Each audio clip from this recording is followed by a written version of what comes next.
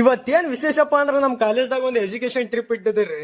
ನಮ್ ದೋಸ್ತರಿಗೆ ಎಲ್ಲಾರ ಹೋದಿತ್ತು ಅಂದ್ರ ಸಾಕ್ ನೋಡ್ರಿ, ಜಿಗದಾಡಿ ಬರ್ತಾರೆ. ಹಂಗ ಸೀದಾ ತುಂಬೆನಾಗ ಒಂದ್ ಆಣೆ ಕಟ್ಟಿತ್ರಿ, ಎಂಟ್ರಿ ಹೊಡೆದ್ರಿ ಅದ್ರಾಗ. ಹಂಗ ಡ್ಯಾಮಿನ್ ಬಗ್ಗೆ ಏನೋ ಹೇಳಕತ್ತೀರಿ. ನಮ್ ಲಪಂಗ್ ದೋಸ್ತ್ ಒಬ್ಬನಿಗೆ ಕಾಡಸಾಕತ್ತಿದ್ದ. ನಮ್ ನೇತ್ರಾವತಿ ನದಿ ನೋಡಕ್ 2 ಕನ್ಸ್ ಅಲ್ಲಲ್ರಿ, ಇಷ್ಟ ಉದ್ದ ಅಂತದ್ರಾಗ ಇವ ನಮ್ ದೋಸ್ತಗ್ ನೀರಾಗ ಹಾಕಂದ್ ನಿಂತಂದ್ರಿ.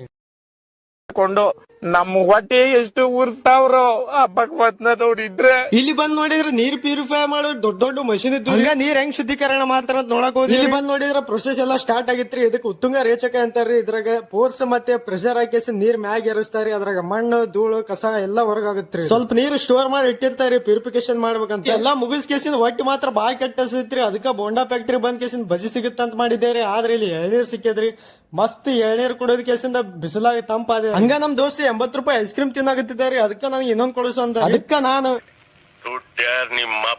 ಟ್ರಿಪ್ ಎಲ್ಲಾ ಮುಗಿಸ್ಕೇಸಿಂದ ನೇತ್ರಾವತಿ ನದಿ ವಿ ಪಾಯಿಂಟ್ ನೋಡ್ಕೇಸಿಂದ ಸೀದಾ ನಮ್ ದೋಸ್ತ ಪಾನಿಪುರಿ ತಿನ್ನೋ ಮತ್ ಇಲ್ಲಿ ಬಂದ್ರಿ. ಯಾಕಂದ್ರೆ ಸಸ್ಯಾಹಾರಿ. ಹಂಗ ಇವ್ರ ಜೊತೆ ನಾವು ಮಾಂಸಾಹಾರಿ ಹುಡುಗರು ಬಂದಿದ್ದೀವ್ರಿ. ಹಂಗ ನಾವು ಚಿಕನ್ ಶೋಮಾ ಆರ್ಡರ್ ಮಾಡ್ಕೇಸಿಂದ ನಾವು ಮಸ್ತ್ ತಿನ್ನಾಗುತ್ತಿದ್ದೀವ್ರಿ. ಇವತ್ತಿನ ಟ್ರಿಪ್ ದಾಗ ವಾಟರ್ ಪ್ಯೂರಿಫಿಕೇಶನ್ ಹೆಂಗ್ ಮಾಡ್ತಾರ ಅಂತ ಸ್ವಲ್ಪ ನಾಲೆಜ್ ಸಿಕ್ತ್ರಿ.